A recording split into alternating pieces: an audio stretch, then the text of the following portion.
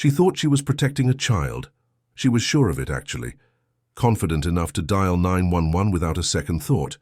But what that little girl said when the officers showed up stopped everyone cold, including her. It happened on a quiet Thursday afternoon in a suburban neighborhood just outside Atlanta.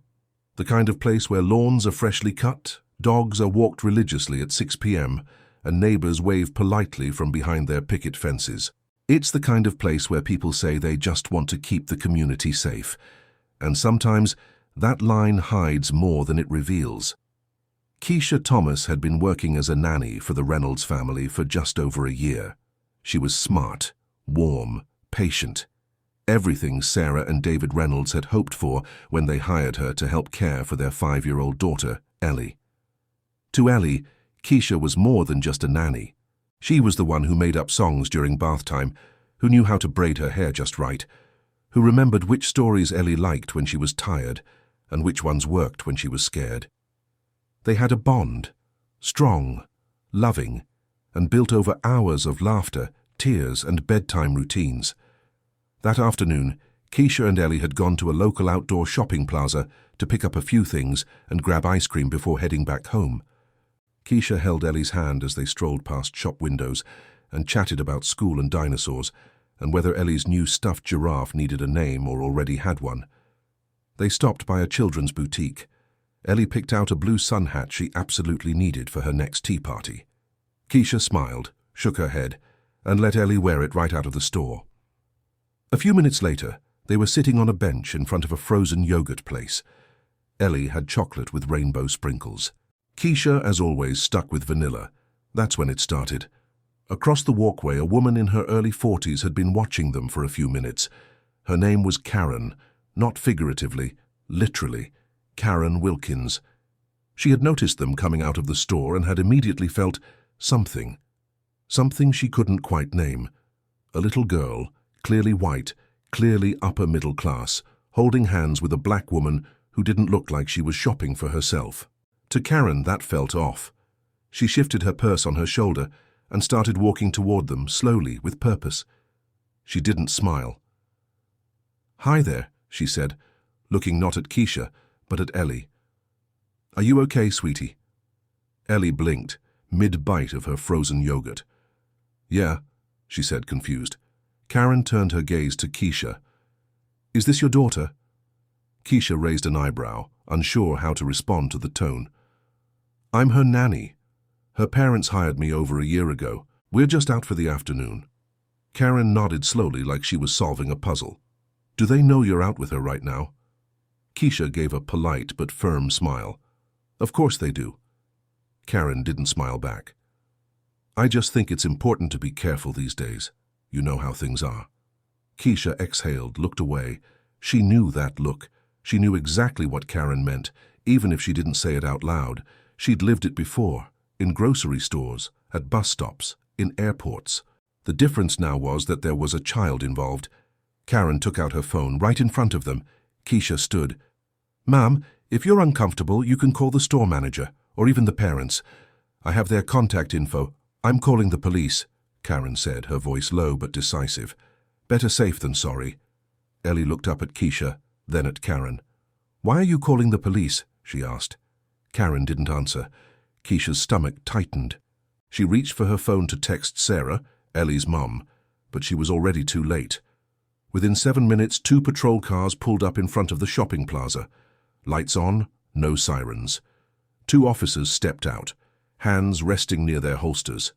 One was older, salt and pepper hair, moving slowly. The other was younger, eyes darting between the 3 of them. They approached cautiously. "Ma'am," the older officer said to Keisha, "we got a call about a possible abduction. Mind telling us what's going on here?" Keisha held up her phone. "I'm the child's nanny. Her name is Ellie Reynolds. Her parents are Sarah and David Reynolds. I can call them right now. This is all a misunderstanding." Karen interjected. "She says she's the nanny, but I didn't see any ID, and the girl didn't even look scared. That's a sign of grooming, right?" The younger officer turned to Ellie. "Sweetheart, is everything okay?" Ellie looked at the officer, confused and scared. "Why are you talking to me like that?" We just want to make sure you're safe. Do you know this woman? Ellie nodded. That's Keisha. She's my nanny. Can you tell us your parents' names? Sarah and David Reynolds. And where do you live? Ellie paused. On Westbrook Lane, the blue house with the porch swing. The officers exchanged a glance. Karen crossed her arms. Still think I was wrong to call? Keisha's voice was calm but tight. Would you have called if I looked different? If I was white? Karen didn't respond. The officers started softening their stance. The older one asked to see Keisha's ID and the emergency contact card she always carried. She handed them over. He nodded. Everything checks out, he said. Sorry for the confusion. Karen looked irritated. So that's it? You're just going to walk away? And then it happened. Ellie stepped forward, holding her now half-melted cup of frozen yogurt, and looked straight at Karen. She takes care of me every day, Ellie said. She's nice to me. She sings when I'm sad. My mommy and daddy love her. I love her too. You're being mean. The words landed like a punch in the air. Everyone froze, even Karen. The younger officer looked down, then away. The older one sighed. Ma'am, he said to Karen, we're done here. Keisha gathered Ellie's things. Let's go, sweetheart, she said softly. As they walked away, Ellie glanced back at Karen one last time. You made her sad, she said, then turned forward again, gripping Keisha's hand even tighter than before. If you're still here, make sure you hit that subscribe button, because this story isn't over. What happens next will stay with you for a long time. They didn't speak much on the ride home. Keisha drove with one hand on the steering wheel, the other gently resting near Ellie's. The girl looked out the window, quiet, thoughtful. That wasn't like her. Usually the car was filled with chatter about butterflies or space aliens or whether dogs dream. But today, Ellie was still. When they got home, Keisha helped her out of the car, unlocked the front door and walked into the house like she'd done 100 times before. But it didn't feel the same. 5 minutes later, the front door swung open again, this time with Sarah Reynolds rushing in, purse still on her shoulder, phone in her hand, hair slightly undone. I came as fast as I could, she said, dropping her things on the couch. Keisha, are you okay? Ellie? Keisha nodded. She was composed, but her voice was low. I'm fine. Ellie's okay. We just had an incident. Sarah crouched in front of her daughter. Are you hurt? Did someone scare you? Ellie looked at her mother, then back at Keisha. A lady thought Keisha stole me. Sarah's face tightened. Keisha gave her the rundown, calmly and without emotion, like she was reporting a traffic jam. The woman, the questions, the call, the police. And they made you prove who you are? In public? Sarah asked. Keisha nodded again. I gave them your number, but they were already calling. Sarah's eyes welled up. She reached out and took Keisha's hand. I am so sorry. This never should have happened. I will call the department. I'll talk to whoever I have to. Keisha shook her head. It won't change anything. Not really. There was a pause. Then Ellie chimed in. She made Keisha sad, Mommy. I told her that wasn't nice. Sarah kissed her daughter's forehead. You did the right thing, baby. That night, after Ellie was in bed and the house was quiet, Sarah sat down with her husband, David. She told him everything. And for the first time in a long time, they had a conversation they'd been avoiding. She's more than just our nanny, Sarah said. She's part of this family, and the world treats her like she's disposable or dangerous, and Ellie saw it. David nodded slowly. I hate that this happened, but maybe it's good Ellie saw it. Maybe it's time she started understanding. Understanding what? That not everyone gets treated like we do. That some people live in a completely different reality, even when they're standing right next to us. A few days passed. Life resumed its rhythm, but something had shifted. Keisha went back to her routine, picking Ellie up from preschool, making snacks, reading bedtime stories. But the shadow of that afternoon stayed with her. And not just with her.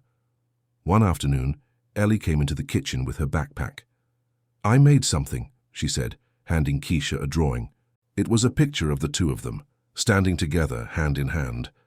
Above them, in bright pink crayon, were the words, Keisha is family. Keisha felt a lump rise in her throat. "Thank you, sweetheart," she whispered. Later that evening, Sarah posted the drawing on her private social media with a short caption. "My daughter's nanny was racially profiled while doing her job.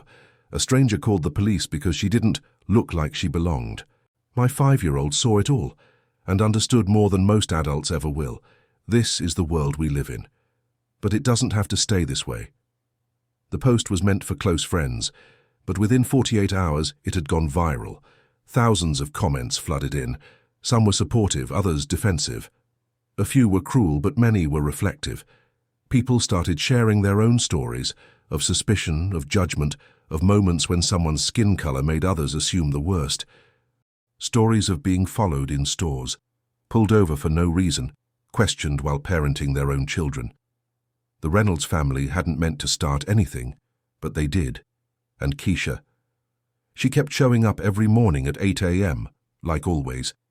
Not because she had to prove anything, but because Ellie still needed someone to make her breakfast, check her backpack, and braid her hair just right. But things changed in subtle ways. When they went out together, Sarah made sure Keisha had a signed letter of employment on her at all times. She made laminated emergency cards with photos and phone numbers. She even asked Keisha if she wanted to carry a small voice recorder just in case. Keisha declined. "I'm not going to live like I'm waiting to be accused," she said. "I'm already careful. That's all I can do." And that was the heart of it. The tragedy wrapped in reality. Because no matter how loved, how trusted, how competent she was, Keisha knew the world saw her a certain way, knew that one stranger's assumptions could turn into flashing lights and public humiliation, knew that even with a child beside her, she wasn't protected from suspicion, but she also knew something else.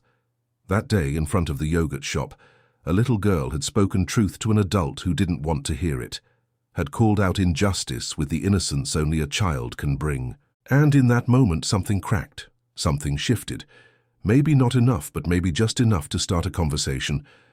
And sometimes that's where real change begins, not with grand gestures, but with a 5-year-old, a melted cup of frozen yogurt, and a truth that cut through silence like a blade. "You're being mean." That one sentence said what no lecture, no statistic, no viral video ever could. It reminded everyone watching that human dignity is not negotiable, not up for debate, not reserved for the few, and certainly not something to be questioned in a public square by someone who thinks their suspicion is more important than someone else's humanity. If this story moved you, don't forget to like this video, subscribe to the channel, and share it with someone who needs to hear it. Because silence is easy, but speaking up, even when you're 5, that's how things change.